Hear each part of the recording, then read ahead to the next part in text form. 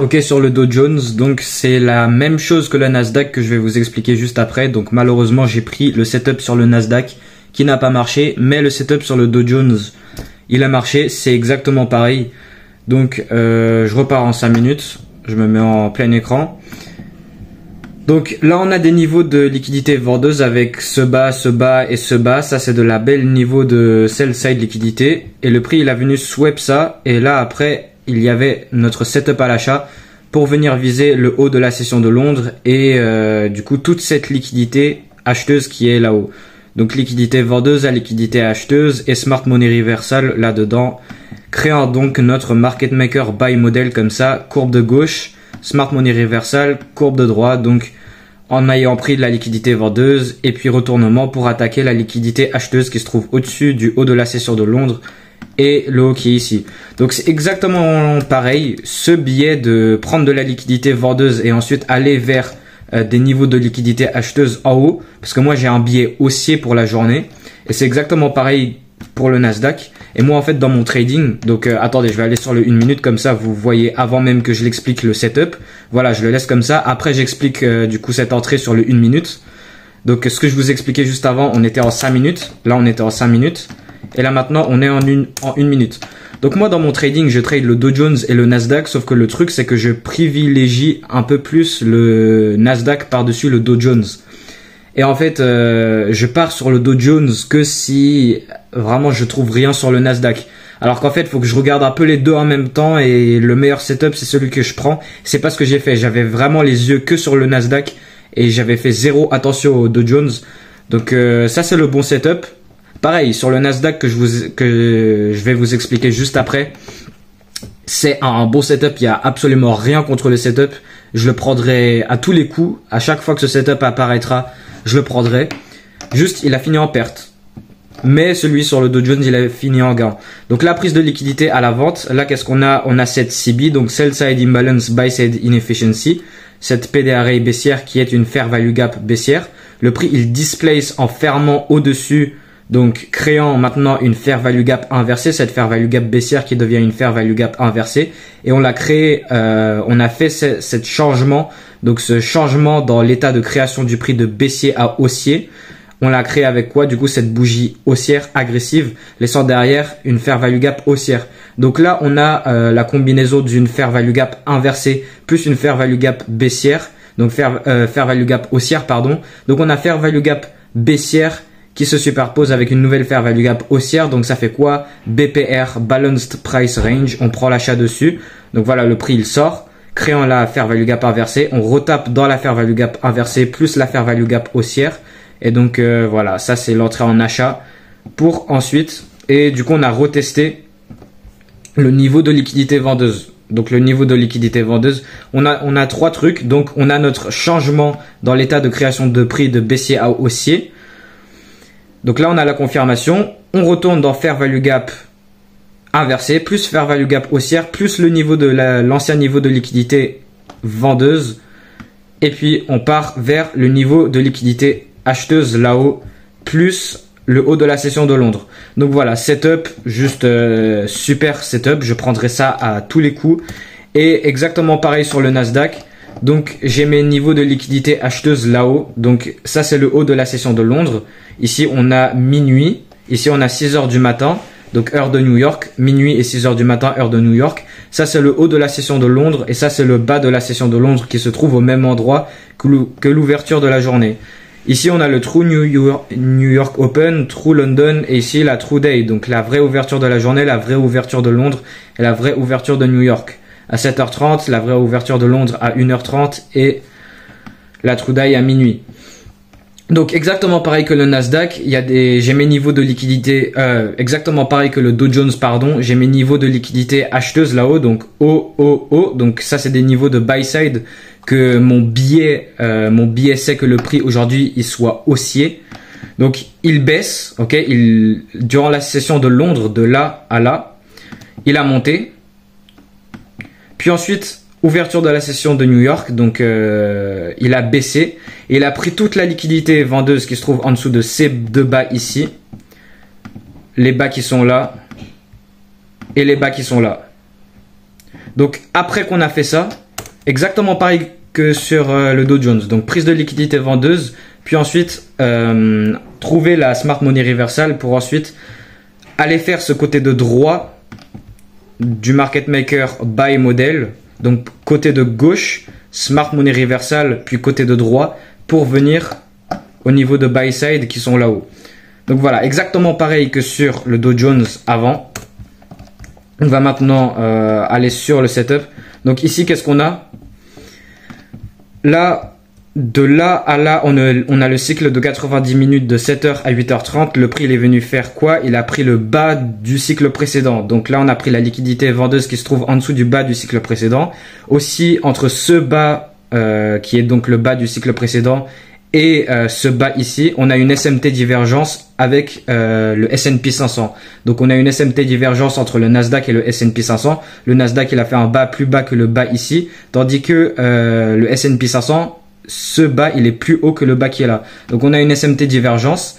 Plus on a pris la liquidité vendeuse du cycle précédent et on a fermé au-dessus du haut de la bougie qui a créé le bas du cycle précédent. Ensuite, qu'est-ce qui s'est passé? Donc ici, on s'est arrêté, on a freiné sur cette rejection block inversée qui est là. On est reparti, on a testé l'order block qui est ici. Et là, on a la bougie d'ouverture de la New York Stock Exchange à 9h30. Et après ça, on a displace avec agressivité au-dessus du swing high, créant notre market structure shift. Donc là, on a la confirmation du changement de création du prix de baissier à haussier après avoir fait une SMT plus prendre toute la liquidité vendeuse. Donc la liquidité vendeuse de là, tous ces bas, la Itsy Bitsy Spider, plus le bas du cycle précédent.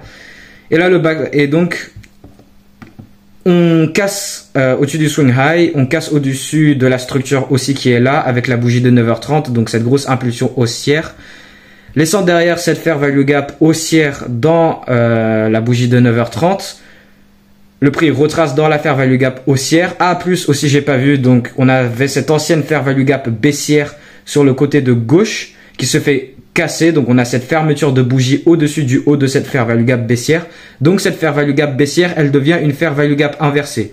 On a la superposition d'une fair value gap baissière qui devient une fair value gap inversée, plus une fair value gap haussière qui est donc là-dedans, créant donc une BPR Balanced Price Range, et le prix revient dedans. C'est là où j'ai pris mon achat. Donc mon achat, il est au même niveau aussi que la True New York Open qui peut faire acte de support, pour ensuite du coup logique acheter et viser le haut de la session de Londres plus tous les niveaux de buy side qui sont là. Donc en vrai, c'est littéralement le même setup mais d'un style différent, d'une apparence différente que le Dow Jones.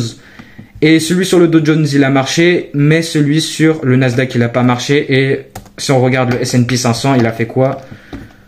Merde. Le S&P 500, il a fait pareil. Donc, on a une grosse divergence entre le Dow Jones et le Nasdaq et le S&P 500 qui sont partis à la baisse. Mais donc, voilà. Ce setup, je le prendrai à tous les coups. Il a fini en perte, c'est pas grave. Et vraiment, cette semaine, ça a été vraiment de la merde sur le Nasdaq. Le prix, il est vraiment en grosse consolidation sur les temporalités plus grandes. En rangeant entre PDRA et APDRA. Et puis voilà. Fin de la vidéo. Le setup sur le Dow Jones, je l'aurais pris à tous les coups. Pareil pour celui-ci sur le Nasdaq, sauf qu'il a perdu. Donc voilà, on termine la journée avec moins 1 R. Je vais vous expliquer la réentrée du coup. Le prix, donc,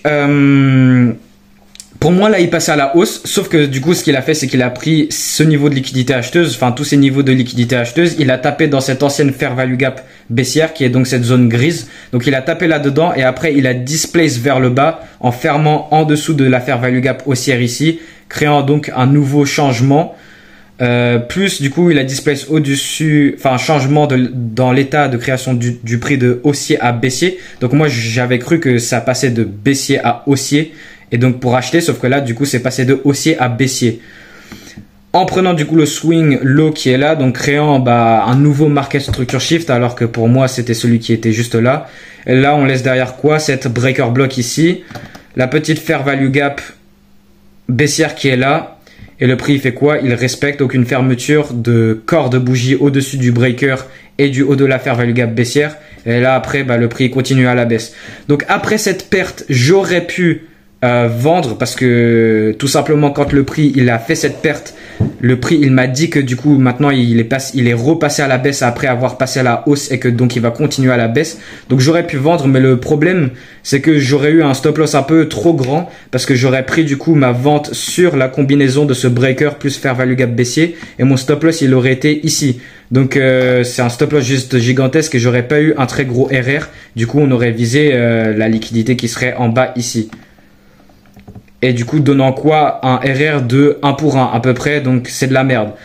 Et c'est un peu pour ça que j'avais pas pris cette vente après cet achat perdant que j'avais pris juste avant. Mais il y avait une meilleure entrée si on regarde ça. Et ici, on a de la création de prix algorithmique.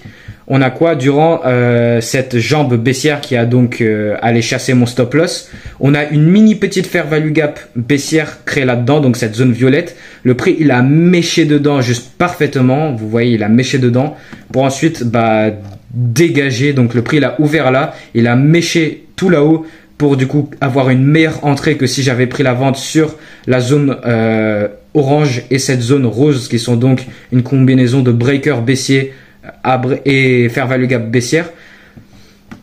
Donc on avait une meilleure entrée ici, sauf que c'est juste si vous imaginez le prix en temps réel, ça s'est produit beaucoup trop rapidement et il aurait vraiment fallu mettre un ordre limite avant que le prix fasse ça. Et ça vraiment on pouvait presque pas le savoir. Ok, on avait cette petite fair value gap baissière laissée là-haut au-dessus du breaker et cette fair value gap baissière.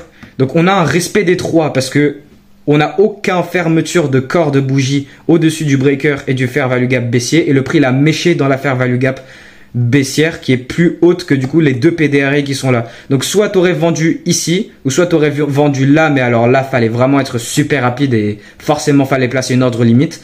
Parce que si je me rappelle bien, le prix live, il a vraiment fait tac et bam, il est parti. Donc voilà. Sinon, donc en gros pour résumer, il y avait un bon setup acheteur sur le Dow Jones que j'ai loupé, un bon setup acheteur sur le Nasdaq que donc je viens de vous expliquer et qui a fini en perte. Sauf que après cette perte, le prix nous a montré qu'il voulait aller à la baisse et qu'il voulait continuer à la baisse. Donc on aurait pu vendre, sauf que j'ai pas pris de vente parce que le prix il a fait ce qu'il a fait trop rapidement et en plus j'aurais eu un RR en dessous de mes règles de trading, donc un RR de 1 pour 1. Sauf si j'aurais pris cette entrée chirurgicale ici, mais qui serait juste presque impossible. Et donc voilà. Donc en vrai 3 bons setups et j'ai pris celui qui a perdu. C'est pas grave. On revient demain pour les prochaines opportunités. Et puis voilà, aujourd'hui on est mercredi. Allez, salut et fin de la vidéo. Et voilà, allez, ciao.